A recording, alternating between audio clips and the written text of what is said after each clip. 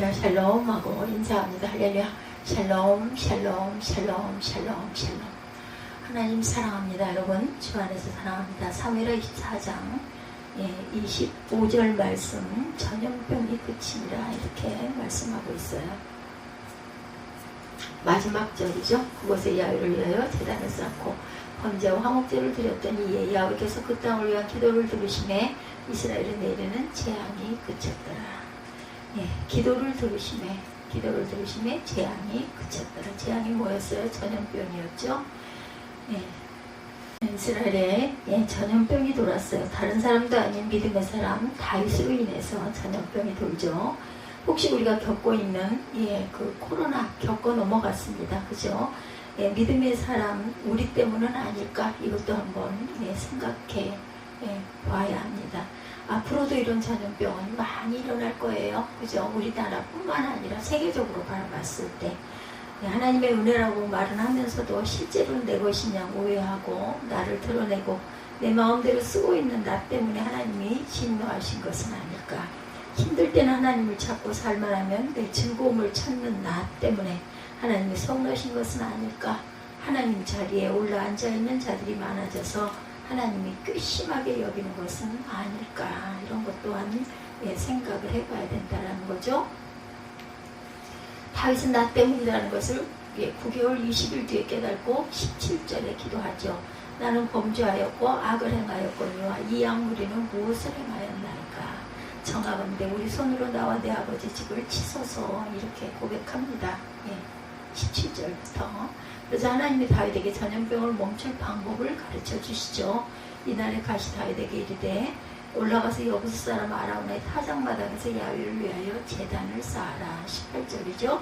야훼를 위하여 예배를 드려라. 이것이 처방이었습니다. 그리고 다윗이 예배를 드렸는데 한꺼번에 7만 명이 죽은 무시무시한 전염병이 사라지죠. 전염병이 3일 계획되었었는데 그 전에 끝났어요. 도대체 어떤 예배를 드렸길래 전염병을 중단시키셨을까? 무슨 예배를 드렸길래 계획했던 일정보다 빨리 끝내주셨을까? 다윗이 예배를 드릴 때 5대 제사, 번제, 소제, 속제제, 속건제, 화목제 중에서 무슨 예배를 드려야 돼요? 속제제를 드려야 되겠죠? 당연히 용서를 받는 속죄제입니다. 그런데 다윗이 드린 예배는 번제와 화목제였다. 이렇게 25절에 기록되어 있습니다. 왜 그렇게 했을까? 번제부터 보죠. 번제는 완전히 자기 희생과 헌신을 의미하는 예배였습니다. 그래서 모든 예배에서 제사장 몫의 제물이 있는데 번제는 하나도 남김없이 모두 다 태워서 하나님께 드립니다. 그 누구도 제물에 손을 대지 못합니다. 다윗이 속죄제만 드려도 될 일을 굳이 번제까지 드린 것은 단순히 용서만 바라는 예배를 드리고 싶지 않았기 때문입니다. 용서를 받는 정도를 뛰어넘어서 자기 자신을 드리는 예배를 드리고 싶어 하죠. 단순히 받는 예배가 아닌 바치는 예배를, 드리는 예배를 드리고 싶었어요. 이것이 바로 예배의 본질이고 최고의 예배임을 바울이 로마서 12장에 설명합니다. 바울이 로마서 1장에서 11장까지는 구원의 원리를 설명한 다음에 12장부터 구원받는 사람은 어떻게 살아야 하나에 대해서 다루기 시작하면서 12장 첫 절에 구원받은 사람의 삶의 원칙을 이렇게 기록합니다. 나의 몸, 너희 몸이죠. 너희 몸, 영푸뉴마라고도 합니다. 기뻐하시는 거룩한 산 제물로 드리라. 너희 몸을 기뻐하시는 산 제물로 드리라. 이는 너희가 드릴 영적 예배니라. 로마서 12장 1절입니다. 너희 몸을 산 제물로 드리라고 했는데 여기서 몸을 소마라는 단어를 썼다 그러죠. 소마는 푸뉴마, 푸시키, 육, 사르크스를 다 포함하는 인간 전체를 의미하는 단어라고 합니다. 이 소마라는 단어가. 그러니까 너희 몸을 드리라는 말씀, 너희 전제를 너희 삶 전부를 드려라. 그런 거죠. 이것이 영적 예배, 참된 예배다 말씀하십니다. 내 몸을 드리는데 산 제물로 드리라고 하셨어요. 제물은 죽여서 바치죠. 그러니까 내가 제물이 된다는 것은 나를 죽인다라는 의미를 갖고 있습니다.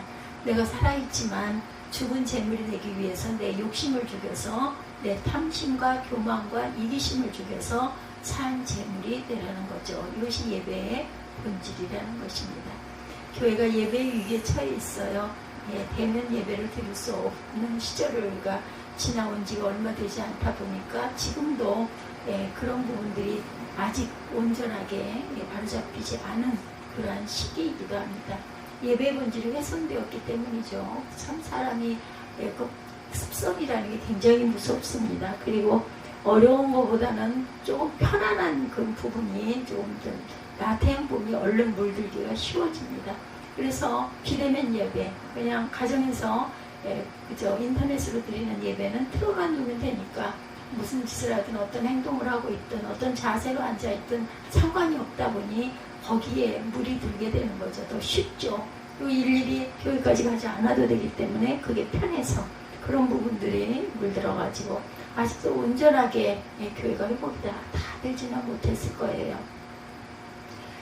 성전에서 예배를 드릴 수 없기 때문이 아니라 나를 죽이고 나를 바쳐야 하는 예배가 나를 드러내고 나를 채우려는 예배로 그 편안하게 됐기 때문이죠. 우리 모두 각자 예배 본질을 회복하자. 위기에 빠진 예배를 구원해야 되겠죠. 그럴 때 하나님께서 이스라엘 백성을 전염병에서 구원해 주셨듯이 우리를 또한 이 코로나 이것으로 인한 여러 가지 어려움, 피해 이런 결과가 다시 회복되는 100% 회복되는 은혜가 있을 줄 믿습니다. 방송으로 예배를 드리지만 보는 예배가 아닌 드리는 예배를 드릴 때 하나님이 그냥 보고만 계시지 않고 우리를 위해 우리에게 긍휼의 자비를 베풀어 주시겠죠. 짧은 찬양을 드려도 내 존재를 담아 드리는 찬양, 작은 헌금을 드려도 내 존재를 담아 드리는 그러한 헌금, 내 욕심과 탐심과 교만과 이기심을 죽이고 존재 자체를 드리는 번제 예배를 드릴 때 우리를 살려주시고 일으켜 주시기를 주 이름으로 축복합니다. 그리고 다윗이 드린 또 하나는 화목제, 번제와 화목제를 드렸어요. 그죠? 이 예배는 이웃관계 전체하면서 나누는 예배입니다. 5대 제사 중에 유일하게 예배자들이 제물을 나눠 먹고 나그네 고아, 과부, 이웃까지 제물을 나눠 먹는 예배가 바로 화목제입니다. 애통하며 그 속죄제를 드려야 할 다윗이 왜 이런 예배를 드리고 하나님은 왜 이런 예배 후에 전염병을 멈추게 하셨을까? 다윗은 하나님께 드림의 예배만 드리지 않고 이웃과 나눔의 예배를 드리고 싶었던 거죠. 제물을 다 태워서 하나님께만 드리는 번제에서 끝내지 않고 이웃에게도 드리고 나누는 예배를 드리고 싶었던 것입니다. 하나님은 이 예배를 기뻐하셨고 전염병을 끊어주셨어요. 예배 장소에서부터 나눔이 실천된 예배였죠. 하나님이 다윗에게 예배 장소를 지정하셨는데 여부수 사람이 사는 아라우나의 타작마당이었습니다. 여부수 사람들은 다윗에게 원한이 있는 족속이기도 하죠. 여부수 족속은 예루살렘 토착민 가나안 족속이었는데 22년 6개월 전에 다윗에게 예루살렘을 점령당하고 예루살렘 밖 동북쪽으로 쫓겨났었어요. 근데 여부수 사람 아라우나의 태도는 뜻밖이었죠. 50세겔 약 2천만 원 상당의 소화 땔감들을 마음대로 그냥 다 쓰십시오 라고 합니다. 당신 때문에 전염병이 돌았는데 왜 내 타작마당을 달라고 합니까? 원망하거나 흠을 잡지도 않습니다. 예배를 위해서 전염병을 그치기 위해서 묵은 적대감을 꺼내지를 않아요. 상처받은 감정을 쏟아내며 거부하지도 않았습니다. 네 편 내 편 구분하거나 시시비비를 따지지도 않았죠. 도리어 예배를 위해서 자기 것을 다 내놓고 백성들을 위해서 나누려고 합니다. 하나님의 진노를 가라앉히기 위해서 자기 희생을 하고 이웃들과 나누죠. 하나님이 얼마나 감동하셨는지 이곳에 솔로몬 성전을 세우시고 이스라엘 신앙의 중심지로 삼죠. 다윗도 마찬가지입니다. 과거 여부수 사람들에게 모욕을 당했었어요. 여부수 사람들이 다윗에게 내가 결코 이리로 들어가지 못하리라 맹인과 다리 저는 자라도 너를 물리치리라 비웃고 조롱했었죠. 사무엘하 5장 6절에 증거합니다. 그런데 다윗은 예배 한번 드릴 땅 잠시 잠깐 사용해도 무방할 땅을 굳이 2천만 원을 주고 매입을 합니다. 그리고 타작마당 주변에 땅도 없금 600세겔 9억이나 주고 삽니다. 다윗의 예배가 여부수 사람들에게 기쁨이 되게 하기 위해서였던 것이죠. 그래서 자신을 비웃었던 여부수 사람들을 위해 자기 것을 희생하고 나눔을 실천합니다. 이 나눔의 하이라이트는 화목제였습니다. 말씀드린 대로 화목제는 5대 제사 중에 유일하게 예배자들과 나그네, 고아, 과부, 이웃들이 재물을 나눠 먹는 예배죠. 그래서 재물을 넉넉히 준비하고 재물의 종도 소양, 염소로 지정을 합니다. 비둘기는 재물에서 제외시켰어요. 나눠 먹을 것이 없기 때문이죠. 화목제 예배는 이웃사랑을 실천하는 예배입니다. 예배가 나의 기쁨에서 머무는 것이 아니라 가족의 기쁨이 되고 내 집의 노비들의 기쁨이 되고 성중에 사는 백성들의 기쁨이 되게 만드는 화목제입니다. 다윗이 번제만 드리지 않고 화목제도 드린 것은 하나님께 드리는 예배로만 만족하지 않고 이웃에게 선행도 실천하는 예배도 드리기 위해서였죠. 예배드리는 아라우나의 타작마당의 주변 사람들, 여부수 그 지역의 사람들을 음식으로 섬기고 그들과 화목하려고 했어요. 자기 것을 쓰고 희생하죠. 자기 것을 나누고 베풀어 줍니다. 다윗이 예배를 드리자 하나님의 전염병을 멈춰주셨어요. 우리의 예배를 번제만을 고집해서는 안 되는 거죠. 화목제 굉장히 중요합니다. 나누는 거, 나눠 먹어야 합니다.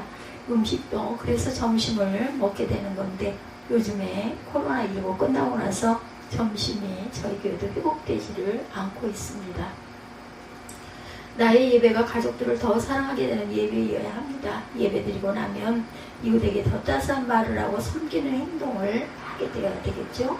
예배드리고 나면 친구와 동료와 성도들을 위로하고 살리는 내가 되어져야 합니다.